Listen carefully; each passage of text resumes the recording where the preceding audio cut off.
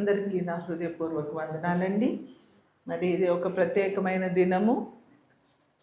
ప్రతిదినము ప్రత్యేకమైనదే, కానీ మనము జనరల్గా నూతన సంవత్సరంలోకి వెళ్తున్నాము అంటే ఒక తెలియని సంతోషం వస్తుంది.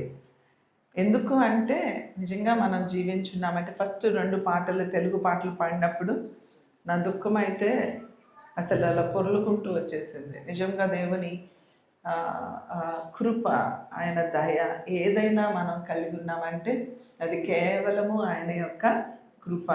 మనము గ్రాంటెడ్గా తీసుకుంటాం.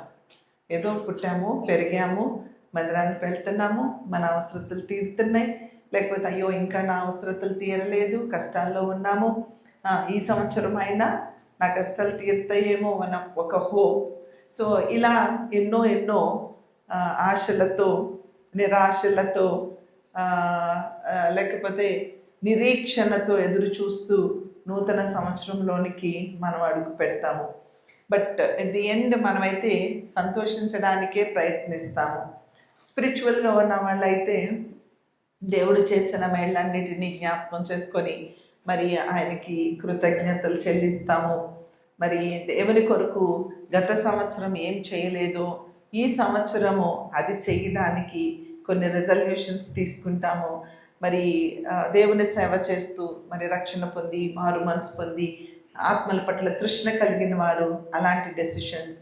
అప్పుడే మారు మనసు పొంది ఇంకా తప్పటడుగులేసే 8 months, 9, 10 months, 11 months, 12 monthsలో బొద్దుతూ ఉంటారు, పడుతూ ఉంటారు, తప్పటడుగులేస్తూ ఉంటారు, మళ్ళీ లేసి మళ్ళీ ట్రై చేస్తారు.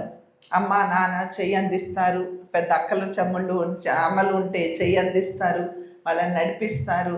అట్లానే మన యొక్క మందిరంలో, మన యొక్క సహవాసంలో ఆధ్యాత్మికంగా తప్పటడుగులేస్తూ ఉన్న ఆ చిన్న పిల్లల్ని చూసుకుంటూ సీనియర్స్ ముద్దు పడుతూ, వాళ్ళని లేపుతూ, వాళ్ళని బలపరుస్తూ, వాళ్ళని ధైర్యపరుస్తూ, ఓకే ఇంకా ఫ్యూచర్లో నువ్వు పరిగెత్తగలము అని ఒక ధైర్యాన్ని ఇస్తూ, ఇలాగా ఒకరినొకరు బలపరుచుకుంటూ అడుగులు ముందుకు వేసుకునేదే సంఘము అంటే.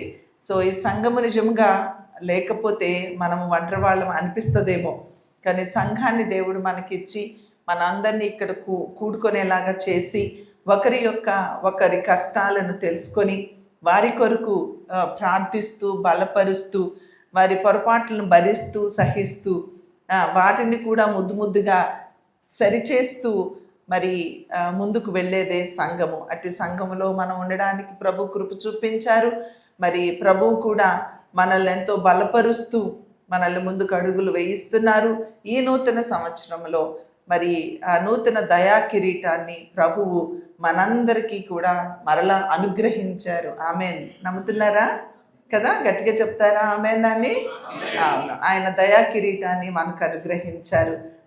ఆయన దయలో, ఆయన కృపలో మనం చేస్తున్న mistakes, we never be perfect. మనం ఎప్పుడు పర్ఫెక్ట్ అవ్వమండి. పర్ఫెక్ట్గా ఉండడానికి వి వర్క్ ఆన్, సాధకం చేసుకుంటూ ఉంటాము. అయితే ఆ సాధకం చేసుకుంటూ ఉన్నప్పుడు సమ్టైమ్స్ మనము ఫెయిల్ అవుతాము, సమ్టైమ్స్ సక్సెస్ అవుతాము.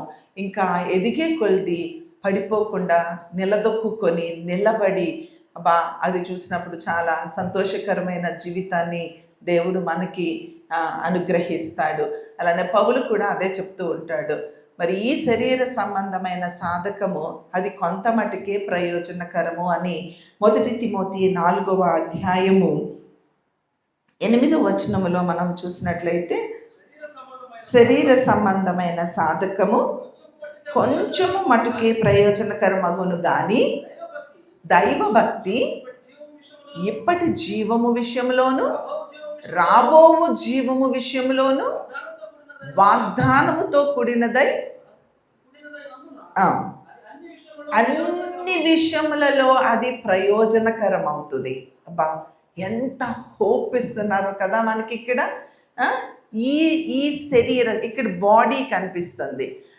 బాడీలీ అనే దాన్ని మనం చూస్తే శరీర సంబంధమైన ప్రయత్నము. యాక్చువల్లీ వీఆర్ హ్యూమన్ బీయింగ్ కదా, మనము శరీర సంబంధులము.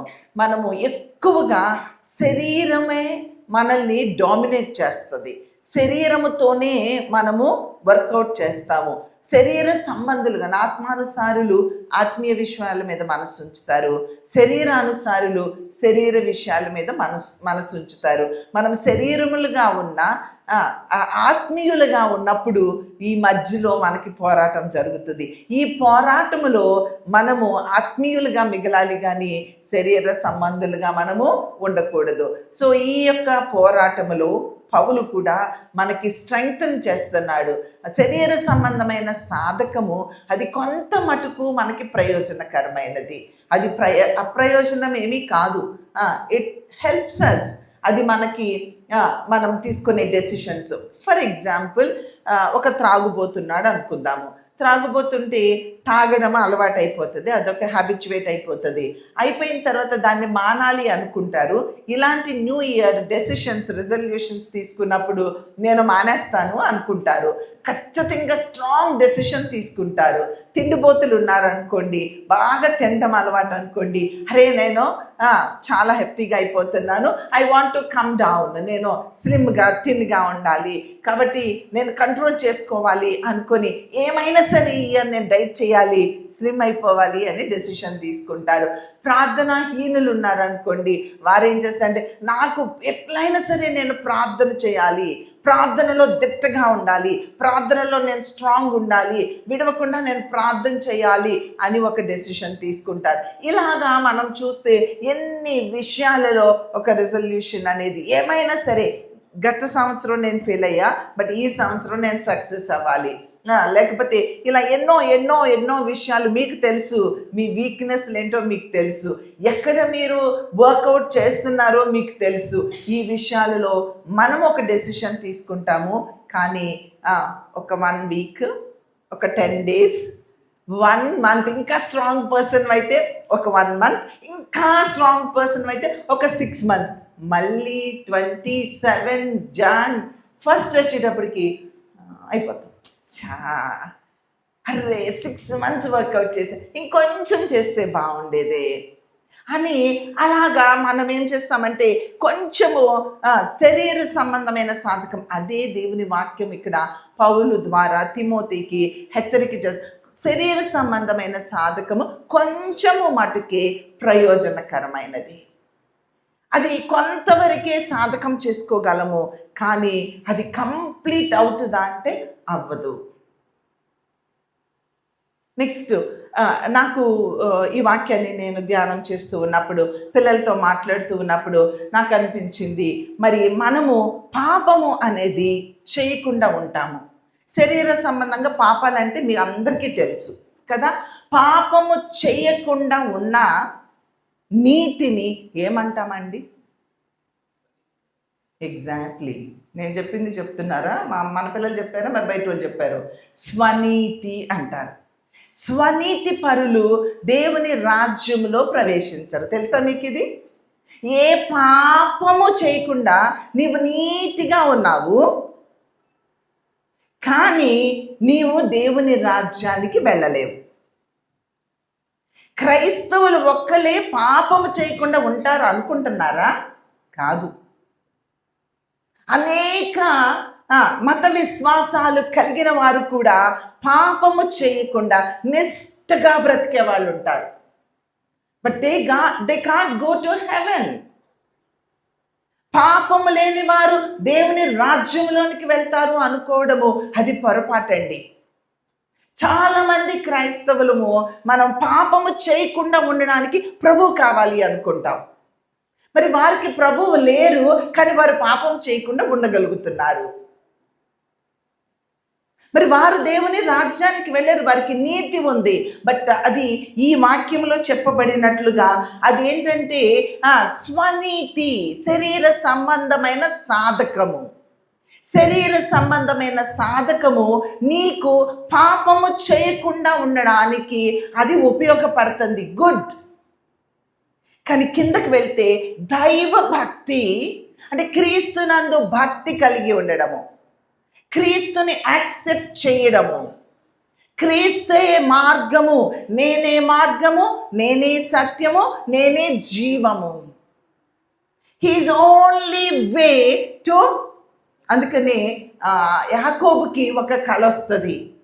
పారిపోయి మోసగాడిగా ఉండి తన అన్న యొక్క జ్యేష్ఠత్వాన్ని దొంగిలించి మోసగించి ట్రిక్కీగా చేసి అన్న యొక్క ఆ దీవెనలన్నీ తండ్రిని మోసగించి ఆ శరీరాన్ని కప్పుకొని వెళ్ళి తండ్రి దగ్గర దీవెనలన్నీ సంపాదించుకొని ప్రాణాన్ని దక్కించుకోవడం కోసం పారిపోతూ అలసిపోయి నిద్రపోతూ ఉంటే తనకు ఒక డ్రీమ్ వస్తుంది.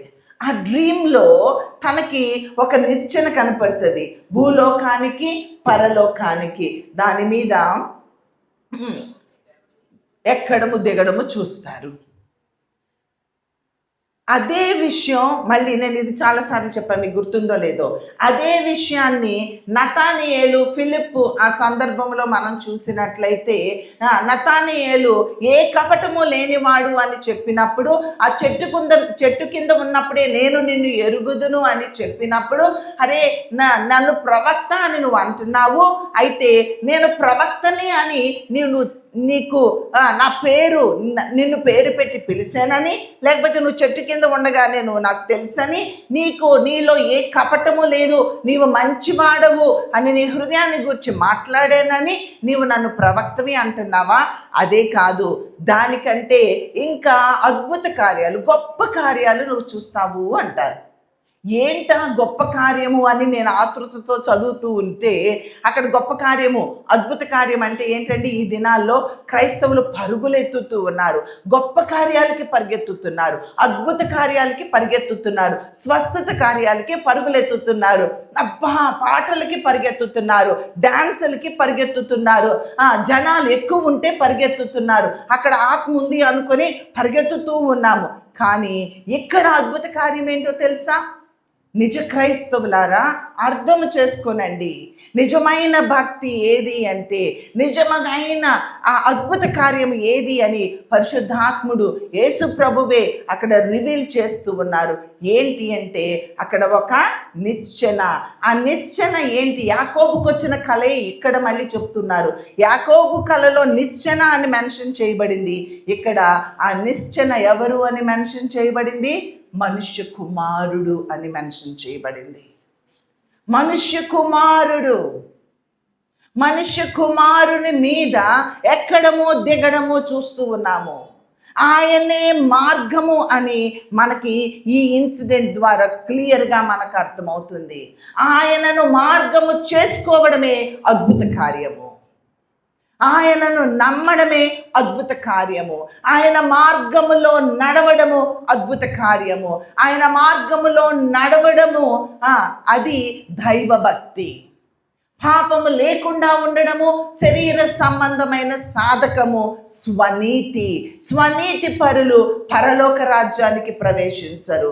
క్రీస్తునందు పరిపూర్ణమైన సంపూర్ణమైన ఫెయిత్ కలిగి ఉండడం. ఆయన ఈ లోక సంబంధమైన బెనిఫిట్స్ మనకి ఇచ్చారా, ఇవ్వలేదా, does not matter. Like job, ఉన్నవన్నీ కలిగి ఉన్న వాటిని తీసేస్తారా? It does not matter. Like job. అది క్రీస్తునందు విశ్వాసం ఉంచడం అంటే. అబ్రహాముకు దేవుడు కుమారుణ్ణి అనుగ్రహించారు, ఆ కుమారుణ్ణే తీసేస్తున్నా సరే ఐఎమ్ రెడీ టు గివ్ అన్నారు చూసారు. That is called faith. ఈ శరీర సంబంధమైన ఆ యొక్క బెనిఫిట్స్ అది ఏదైనా సరే, it looks like spiritual, it looks like physical, అవి ఏమైనా ఈ లోక సంబంధమైన బెనిఫిట్స్ ఏవైనా అవి శరీర సంబంధమైనవే. అవి మనకి కలిగినప్పుడు ప్రభు నందు విశ్వాసం ఉంచడము, అవి మనకి దూరమైనప్పుడు ప్రభువుకి వెనక్కి వెళ్ళిపోవడము విశ్వాసము కాదు. విశ్వాసము అంటే ఈ లోకములో ఉన్నవి ఏవి మనం కలిగి ఉన్నా కలిగి లేకపోయినా, ఆరోగ్యం ఉన్నా ఆరోగ్యము లేకపోయినా, శరీరం అంతా యోబులాగా కూర్చొని చిల్ల పెంకు పట్టుకొని బూడిద పూసుకొని గీసుకుంటున్నా సరే, ఆ దురదను తట్టుకుంటూ ఉన్నా, ఏడుస్తూ ఉన్నా, నేను దేవుని బిడ్డను, దేవుని నుండి మేళ్ళనేనా, దేవుని నుండి నేను కీడును అనుభవింప తగనా? అది ఫెయిత్ అంటే. అదే ఫెయిత్ అంటే. ఆ ఫెయిత్ మనలో ఉందా? నాలో ఉందా? ఇక్కడ నిలబడి బోధిస్తున్నాను, బట్ నాలో ఉందా? వింటున్నా, నీలో ఉందా? సంఘముగా ఇక్కడ అక్క చెల్లెళ్ళు అన్నదమ్ములుగా ఇక్కడ కూడుకొని ఉన్న మనలో అతి విశ్వాసము కలిగి ఉండడమే నూతన సంవత్సరం యొక్క దయా కిరీటము. ఆ విశ్వాసాన్ని కలిగి ఉండడం కొరకు స్టార్ట్, అదే రిజల్యూషన్ తీసుకోండి. అట్టి విశ్వాసము నాకు దయచేయి ప్రభా, అట్టి విశ్వాసము నాకు కావాలి. నేను అలా ప్రార్థన చేసినప్పుడు ఐ వాజ్ ఎఫ్రైడ్. అమ్మో, నేను అలా ప్రార్థన చేస్తే నా భర్త తీసేసుకున్నాడు అనుకో దేవుడు, నేనేమైపోతాను, ఒక విధవరాలు అంటారు నన్ను, అయ్య బాబోయ్ నా వల్ల కాదు అని భయం వచ్చింది. ఒకే ఒక్క కుమార్తె నాకుంది, ఇక నాకు బిడ్డలు లేరు. ఒకవేళ నా కుమార్తెను నాకు దూరం చేస్తే, oh my God, I can't bear it. చిన్నప్పుడు తినడానికి తిండి లేని స్థితిలో నుంచి ఈ దినమున అన్నీ కలిగి 10 మందికి పెట్టగలిగే స్టేజ్లో ఉంచాడు. మరలా తిండి లేని స్థితికి నన్ను తీసుకెళ్ళిపోతే విల్ ఐ బేర్ ఇట్? భయం వచ్చింది. తిండి లేకపోయినా పర్లేదు, వస్త్రం లేకపోయినా పర్లేదు, కానీ భర్త లేకుండా బిడ్డను కోల్పోకుండా, భర్తను కోల్పోయి బిడ్డను కోల్పోయే స్టేజ్ అయితే నేను భరించలేను అని ఆ ప్రామిస్ దేవునికి చేయడానికి విలవిల్లాడిపోయి, లిటరల్గా కోడిని గనక మెడకై కోసి అలా వదిలేస్తే గిలగిల గిలగిల కొట్టుకుంటా చూసారా, పాత మందిరంలో పడి అలా కొట్టుకున్నానండి. నేను లిటరల్గా అలా కొట్టుకున్నాను. దేవుని ఆత్మ నన్ను ప్రేరేపిస్తుంది, అబ్రహాములాగా యోబులాగా సంపూర్ణంగా సమర్పించుకో అంటుంది. బట్ నేను, దేవా ఎందుకు నన్ను ఇంత పరీక్షిస్తున్నావు? నీకోసమే బ్రతుకుతున్నాను కదా, నీకోసమే ఏమి చేయమన్నా చేస్తున్నాను కదా, ఇంకా ఆ మాట నేను అనలేను, ఇట్స్ హైలీ ఇంపాసిబుల్ అని నేను తల్లడిల్లిపోతూ ఉన్నాను. నా వల్ల అవ్వడం లేదు. ఏం చేయాలో తెలియక నా ఆత్మీయ తండ్రి, శరీర తండ్రి అయిన ఐజక్ గారికి ఫోన్ చేశాను. ఆయన ఏదో బిజీలో ఉన్నట్టున్నారు. ఫోన్లో, నాన్న ఇలా ఉంది నా పరిస్థితి డాడీ అని చెప్తే, మా దేవుడు ఎప్పుడు మేలే చేస్తాడు, ఎందుకు భయపడుతున్నావు, ఎస్ చెప్పు అన్నారు. నాకు అసలు సాటిస్ఫాక్షన్ లేదు ఆయన మాట అని ఫోన్ డిస్కనెక్ట్ చేశారు. నన్ను బలపరుస్తారేమో, వాక్యం చేత బలపరుస్తారేమో, మాటల చేత బలపరుస్తారేమో, ధైర్యపరుస్తారేమో, నాకు స్ట్రెంగ్త్ని ఇస్తారేమో అనుకొని ఆ తండ్రికి ఫోన్ చేస్తే అది కూడా దేవుడు ఇవ్వనివ్వకుండా కంప్లీట్గా దేవుని మీద ఆధారపడాలి అని చెప్పి ప్రభు చెప్పారు. చెప్పినప్పుడు ఐ డోంట్ నో, నాకైతే నేను ఆ సమర్పణ చేయలేను, పరిశుద్ధాత్మ నన్ను ఆవరించడాన్ని బట్టి ఐ సెడ్ ఎస్ మాస్టర్ అని చెప్పేశాను. ఎందుకు చెప్పానో నాకు తెలియదు, ఎలా చెప్పానో నాకు తెలియదు. ఆ భయం అంతా పోయింది, నెమ్మది వచ్చింది. ఉదయాన్నే లేచి కూర్చొని ప్రార్థన చేస్తున్నాను. బ్యాక్ పెయిన్ కదా, మోకరించలేదు. అలా కూర్చొని ప్రార్థన చేస్తుంటే ప్లెజెంట్ డోర్ ఓపెన్ చేసుకొని నైస్ బ్రీజ్ వస్తూ ఉంది. దేవుని మాట, దేవునితో మాట్లాడుతూ ఉన్నాను. అప్పుడు నాకు ఒక స్వరం వినిపిస్తుంది, కృపాక్షేమములే నీ వెంట వచ్చును. 3 times literally I could hear the voice of the God. చుట్టూ చూసా, ఏంటిది అసలు ఆ వర్డ్ నా మైండ్లోకి వచ్చి చాలా కాలం అయింది. కృపాక్షేమములే నీ వెంట వచ్చును అని 3 సార్లు ప్రభు చెప్పారు. ఆ దినము నుండి ఈ దినము వరకు కృపాక్షేమాలే వెంటాడుతూ ఉన్నాయండి. దేవుని నామానికి వందనాలు. నిన్ను దేవునికి సమర్పించుకున్న రోజున ఆయనే మార్గము. ఆ ఫెయిత్లోనికి మనం వచ్చేస్తే you know need to work on anything. అన్నయ్య చెప్తూ ఉన్నారు, డియో వివాహం ఎలా అయిందో అది అసలు తెలీదు, విచిత్రంగా ఉంటుంది. ఆ పిల్లకి సీటు రావడం విచిత్రంగా ఉంటుంది. కనీసం 10th క్లాస్ ఎగ్జామ్స్ వాళ్ళైనా సరే వాళ్ళు చదివే విధానము మనకి తెలుసు కదా. నా పిల్లల్ని స్కూల్లో 10th వాళ్ళని చదివించే విధానం అంత కూడా చదవలేదండి నా కూతురు, MBBSకి కానీ ఈ మాస్టర్స్కి కానీ. దేవుడు ఎలా ఇచ్చాడో తెలీదు, అది దేవుని కార్యము, అది ఎవరి కార్యం. నా ప్రార్థనో, అన్నయ్య ప్రార్థనో, లేకపోతే మీ అందరి ప్రార్థనో అవి ఉంది లేదన్నో, బట్ అది అంతా కాదు. ఇట్స్ కేవలము దేవుని యొక్క కృప. ఆయన ఎన్నుకున్న వారిని, ఆయనకు లోబడిన వారిని ఎలా ఉంచుతారంటే ఎక్కలేని కొండలను ఎక్కింపచేస్తారు, నువ్వు ఈ కొండ ఎక్కుదాము అనుకుంటున్నావు, ఎక్కడున్నావు, ఎక్కడికి ఎక్కాలనుకుంటున్నావు. ప్రభువు యొక్క ప్లాను నేను అక్కడికి ఎక్కించాలని. నువ్వు ఎక్కడితో సరిపెట్టుకుంటానంటున్నావు, నీవు సాధకం చేసుకుంటున్నావు. నీ సొంత జ్ఞానము, నీ సొంత నీతి, నీ సొంత తెలివి, నీ సొంత ఎడ్యుకేషన్, నీ స్వంతగా నువ్వు ప్రయత్నిస్తున్నావు. స్టాప్. మీరు తీసుకోవాల్సిన రెజల్యూషన్ ఇంకోటి ఏంటంటే, ఫస్ట్ మీరు వర్క్ చేయడం ఆపేయండి. మీ జ్ఞానానికి పక్కన పెట్టండి. మీరు వర్క్ చేయడం ఆపేయండి. ప్రభు మీద డిపెండ్ అవ్వండి. ప్రభువు నీకు అప్పుడు ఒక థాట్ ఇస్తారు. ప్రభువు నీకు ఒక మార్గాన్ని చూపిస్తారు. ఆ మార్గంలో వర్కౌట్ చేయి. గాల్లో దీపం పెట్టి దేవుడా అంటే ఎట్లా వద్దక్క అనుకున్నారు కదా, ఆపేయండి అంటే నాకు తెలుసు మీరు అదే అనుకుంటారని. ఓకే, ఆపేయమంటల్లా. నీ ప్లాన్స్ని, నీ మార్గాన్ని స్టాప్ చేసుకొని there is one more way. He is the way. ఆ వేలోకి వస్తే then he will talk to you. He will give you one nice brain thought ఒకటి ఇస్తారు. ఆ థాట్ ప్రాసెస్లో నువ్వు వర్కౌట్ చేస్తే నువ్వు గమ్యాన్ని చేరుతావు. గాల్లో దీపం పెట్టమంటలా నేను. మన ప్రయత్నం వద్దంటల్లా. మన ప్రయత్నము కావాలి, మన ఎఫర్ట్ కావాలి. కానీ అది దేవుని యొక్క చిత్తములో, దేవుని మార్గంలో ఆ ఎఫర్ట్ పెట్టినప్పుడు నీవు సక్సెస్ని చూస్తావు. కాబట్టి ఇక్కడ శరీర సంబంధమైన పోరాటము అది కొంచెము మట్టుకే. అది కనీసం ఈ లోకములో జీవాన్ని ఇవ్వడానికి కూడా ఉపయోగపడదు. కానీ దైవ భక్తి ఇక్కడ మనకేం కనిపిస్తుంది? దైవ భక్తి ఎప్పటి జీవము విషయంలోనూ రాబోయే జీవము, రెండు జీవాలు ఉన్నాయి. ఎప్పటి జీవము విషయంలో, రాబోయే జీవ విషయంలో, రెండిట్లో కూడా మనకి వాగ్దానముతో కూడినటువంటి, దిస్ ఇస్ వెరీ ఇంపార్టెంట్. ఆయన మనకు ఒక వాగ్దానము చేశారు. వాగ్దానాన్ని పట్టుకో. ఆయన ఒక మార్గము, ఆ మార్గములోనే నడువు. ఆయన మీదే డిపెండ్ అవ్వు. ఆయన థాట్ ప్రాసెస్నే తీసుకో.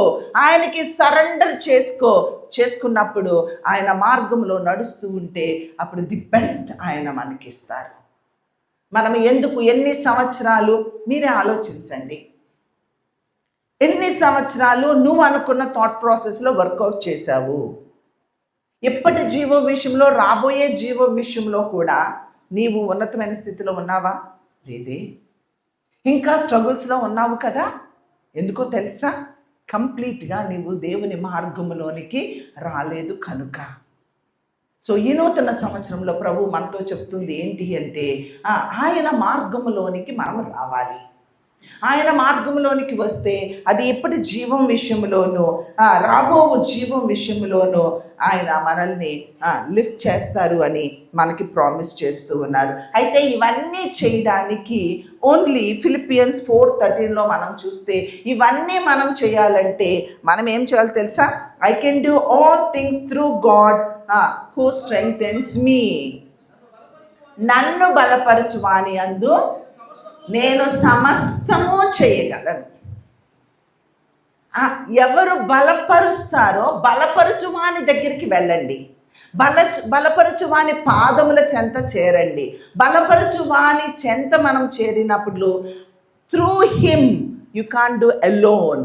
You can't do with your wife. You can't do with your children. You can't do with your local maybe strength.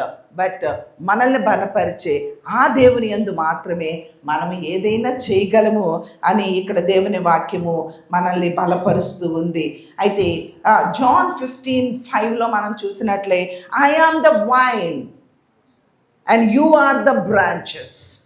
Remember this. ద్రాక్షావల్లిని నేను, తీగలు మీరు. మన తండ్రి వ్యవసాయకుడు. సో ఆయనలో నిలిచి ఉన్న వారు మాత్రమే, ఆయన యందు నిలిచి ఉంటే ఆయన నీ యందు నిలిచి ఉంటారు. నీ యందు ఆయన నిలవకుండా నువ్వు ఏదీ చేయలేవు. గ్రేప్ వైన్లో నుంచి నువ్వు కట్ చేయబడ్డావు అనుకో, ఒక బ్రాంచ్గా, నువ్వేంటి ఎండిపోతావు. ఈ దినమున ఎండిపోయిన బ్రతుకులు మనకి ఎందుకు ఉన్నాయి అంటే ఆయనలో మనము నిలిచి లేము కనుక మన బ్రతుకులు ఎండిపోయినట్లుగా కనిపిస్తూ ఉన్నాయి. ఆయనలో మనము నిలిచి ఉన్నట్లయితే అది who ever abides in him bears much fruits. ఎవరైతే ఆయన నిలిచి ఉంటారో వారు బహుగా ఫలిస్తారు. క్రిస్టియన్ లైఫ్లో ప్రూనింగ్ ఈజ్ వెరీ ఇంపార్టెంట్.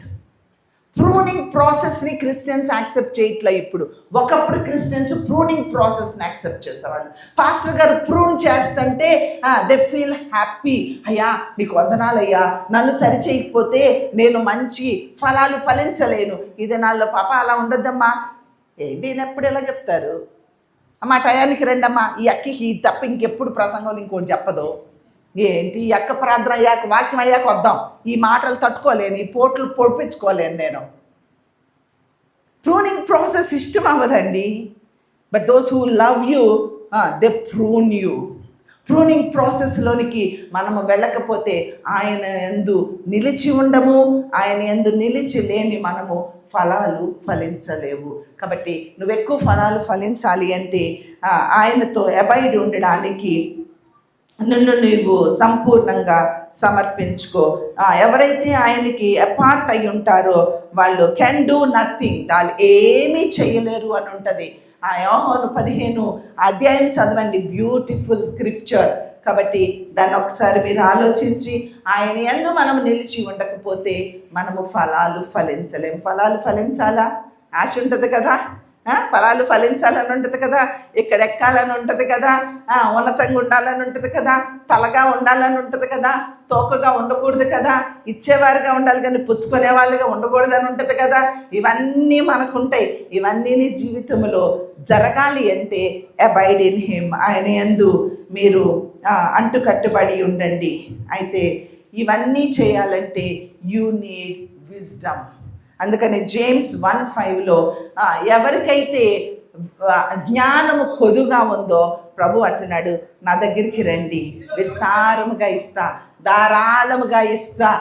నువ్వు అడిగితే మనుషులు నో చెప్తారేమో, బట్ నేను నీ జ్ఞానం ఇస్తా. ఆ జ్ఞానము కనుక నీకుంటే దేవునిలో ఎలా అబైడ్ అయి ఉండాలో, దేవుని యందు ఎలా విశ్వాసం ఉంచాలో, ఎలా ఫలించాలో, ఎలాగా శరీర సంబంధమైన సాధకము కాదు దైవభక్తి సాధకము వల్ల మనము ఎలాంటి మేళ్లను పొందుతాము అనే జ్ఞానము మనకి కావాలి. కాబట్టి ఇంకొక రెజల్యూషన్ తీసుకోండి, ప్రభా నాకు జ్ఞానం ఇవ్వండి. సొలొమోను మహారాజుగా ఉన్నాడు. దేవుడు వరమిస్తానంటే మనం కోరుకున్నట్లు ఇళ్ళు, ఆస్తులు, అంతస్తులు కోరుకోలేదు. ఆయన ఏం కోరుకున్నారో తెలుసా? జ్ఞానము నిమ్మని అడిగారు. ఆ జ్ఞానము నిజముగా ఇప్పటి వరకు ఎవరికి అలాంటి జ్ఞానము లేదు. But he gives us. నువ్వు అడిగినట్లయితే ధారాళముగా జ్ఞానాన్ని ఇస్తానన్నారు. కాబట్టి యు ప్రే ఫర్ విజ్డమ్. ప్రార్థన చెయ్యండి, ప్రభా నాకు జ్ఞానం కావాలి అని ప్రార్థన చేసినట్లయితే ఆ ప్రార్థన ద్వారా ఆయన నిన్ను స్ట్రెంగ్తన్ చేస్తారు. కాబట్టి ఆ రెజల్యూషన్స్ మీరు తీసుకోండి. ఏదో వచ్చి రెజల్యూషన్స్ నేనేం తీసుకోను అనుకోకండి. ఎందుకంటే సాధకము చేయమని దేవుని వాక్యం చెప్తుంది. దైవభక్తి కలిగిన సాధకము అది మనల్ని స్ట్రెంగ్తన్ చేస్తుంది. అలానే you find one better spiritual person. Wisdom కోసం ప్రార్థన చేయండి.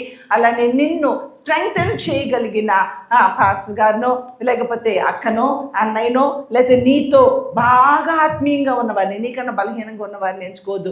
ప్రేయర్ పార్ట్నర్స్గా మీరు పెట్టుకోండి. Maybe you can come here, మందిరంలోకి రాకపోతే ఫోన్ చేసుకొని ఇద్దరు మంచి ఆత్మీయత, గాసిప్లోకి వెళ్ళొద్దు. ఇద్దరు కలవమన్నామంటే చర్చిలో ఉన్న పాలిటిక్స్ మాట్లాడుకుంటారు మీరు. దానివల్ల మీరు ఆత్మీయత పాడైపోతుంది, బలహీనులైపోతారు. ఎవరైనా అలా మాట్లాడితే దయచేసి అలాంటి వారితో స్నేహం చేయొద్దు. అలాంటి వారితో మాట్లాడండి కానీ స్నేహం చేయొద్దు. అలాగా ఒక ప్రేయర్ పార్ట్నర్ని పెట్టుకొని మనం ప్రార్థన చేసినట్లయితే మనం స్ట్రెంగ్తన్ అవుతాము. కాబట్టి ఒక అకౌంటబిలిటీ ఉన్న ఒక మంచి స్పిరిచువల్ పార్ట్నర్ని మనము తీసుకొని ఒకరినొకరు ఎంకరేజ్ చేసుకొని ఆత్మీయంగా మనం ఎదగాలని ప్రార్థన చేసుకోండి. ఎనీ డిస్కరేజ్మెంట్స్ కానీ ఎనీ ఫెయిల్యూర్స్ ఉన్నప్పుడు కృంగిపోవద్దు. అవి స్టెప్పింగ్ స్టోన్గా తీసుకొని ఆ ఫెయిల్యూర్స్ మీద నుంచి సక్సెస్లోకి ఎదగడానికి అవి మనకు ఒక స్టెప్పింగ్ స్టోన్స్గా ఉపయోగపడతాయి. కాబట్టి మీరు ఆ డిస్కరేజ్మెంట్ ఫెయిల్యూర్స్ని మోటివేషన్గా తీసుకొని దేవుని మీద డిపెండ్ అవ్వడానికి సిద్ధపడండి. ఎప్పుడైతే సక్సెస్ అనేది నీకు వస్తుందో ప్రైడ్ అనేది పక్కనే ఉంటుంది. సక్సెస్ వెనకాలే ఉండేది ప్రైడ్. అది దేవుని నుంచి మనల్ని దూరం చేస్తుంది. కాబట్టి ప్రైడ్ అనేది నాలోకి ఎప్పుడు రానివ్వద్దని ప్రార్థన చేస్తూ ఉండండి. ఆ గ్లోరీ అంతా దేవునికి ఇవ్వండి. దేవుని మహిమపరచడానికి దేవుడు మనల్ని దీవిస్తూ ఉన్నాడని అవగాహన చేసుకొని మీ దీవెనలలో దేవుణ్ణి మహిమపరిచినట్లయితే మరెక్కువ దీవెనలు ఈ సంవత్సరం దేవుడు మనకు అనుగ్రహిస్తారు. సామెతలు కీర్తనలు 37:5 completely commit your ways into God's hand. నీ వేస్ అన్ని గాడ్ హ్యాండ్స్లో మీరు ప్లేస్ చేయగలిగినట్లయితే he will act. You no need to act. కాబట్టి ఆయనను మాస్టర్గా చేసుకొని ఆయన్ని యాక్ట్ చేయనిచ్చినట్లయితే దేవుడు మనల్ని బహుగా ఆశీర్వదిస్తారు. ఆశీర్వదించబడాలి అనుకుంటున్నావా? జ్ఞానం కావాలి అనుకుంటున్నావా? దేవుని దీవెనలు కావాలి అనుకుంటున్నావా? మరి శరీర సంబంధమైన సాధకము కాదు కానీ దైవభక్తితో కూడిన సాధకము, ఎప్పటి జీవమందు రాబోయే జీవమందు మనల్ని ఆ ప్రామిస్తో కూడిన ఆ ఉన్నత అభివృద్ధిలోనికి తీసుకువెళ్ళడానికి దేవుడు ఆశపడుతూ ఉన్నాడు. అటు జీవంలోనికి ప్రవేశించాలి అనుకుంటే లేచి నిలవబడి చిన్న ప్రార్థన చేస్తావా? దేవునితో నిబంధన చేసుకోగలుగుతావా? ఆయన చెయ్యిలో చెయ్యి వేయగలుగుతావా? దేవా, నాకెంత అవకాశాలు ఇచ్చారు, నాలో ఏ మంచి ఉందని మరొక సంవత్సరం ఇచ్చావయ్యా, నాలో ఏ భక్తి ఉందని ఇంకొక సంవత్సరం నాకు ఇచ్చావయ్యా. ఎంత మంచి దేవుడవయ్యా, నన్ను ఎంత ప్రేమిస్తున్నారయ్యా. నీ కృప వల్లే నేనేమైనా అయి ఉన్నానంటే అది కేవలము నీ కృప వల్లనే కదా ప్రభువా. మరి ఇంకా ఆత్మీయంగా ఉండడానికి, ఇంకా శ్రేష్టంగా ఉండడానికి, ఇంకా బహుగా ఫలించడానికి నీతో అబైడ్ అయి ఉండే ఆత్మను నాకు ఇవ్వండి ప్రభువా. బహుగా ఫలించడం నాకు నేర్పించండి. పనికి రాని తీగలైన ఆ ప్రూనింగ్ ప్రాసెస్లని నేను ఎంజాయ్ చేయగలిగినట్లుగా సహాయం చేయండి. నేను నీకు కంప్లీట్గా సరెండర్ చేసుకుంటున్నాను ప్రభువా. ఇప్పుడే నన్ను ప్రూవ్ చేస్తారా? ఇప్పుడే నాలో ఉన్న నీ వ్యతిరేకమైన స్వభావాలు తీసేస్తారా? అవిశ్వాసాన్ని తీసేస్తారా? కంప్లీట్గా నేను నీకు సరెండర్ అవ్వలేకపోతున్నాను ప్రభువా. దయతో నన్ను జ్ఞాపకం చేసుకొని నువ్వే మార్గము, సత్యము, జీవము అని ఆ యొక్క విశ్వాసంలోనికి నన్ను నడిపించి నీ ఆశీర్వాదాలు, దీవెనలు, కృపలు, మేలు ఆధ్యాత్మికంగా, భౌతికంగా నాకు అనుగ్రహించమని చిన్న ప్రార్థన చేయాలని మనవి చేస్తూ ఉన్నానండి.